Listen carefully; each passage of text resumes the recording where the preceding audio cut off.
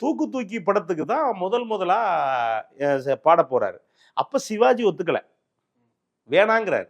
எனக்கு வந்து சிஎஸ் ஜெயராமன் பாடினா போதும் அப்படிங்கிற இடத்துக்கு தான் சிவாஜி வர்றாரு. அவங்க ரொம்ப நெருக்கமா இருக்காரோ அவங்களுக்குலாம்? நெருக்கம்னு இல்ல, ஆனா என்ன அப்படின்னா அந்த நெருக்கம்னா ஒரு கலைஞர் மச்சுன்னு அது வேற.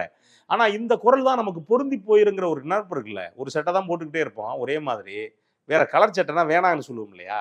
இப்ப அந்த மாதிரி சிவாஜிக்கு அதுல ஒரு சின்ன இது இருக்கு. நமக்கு சிஎஸ் ஜெயராமன் குரல் தான் பொருந்தும் அப்படிங்கிற கணக்கு இருக்கு.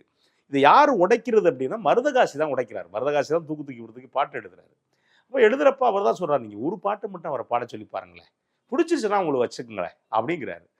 ஒரே ஆளு 2 பேரை ஃபீல்ட் அவுட் பண்ணது இங்க தான்.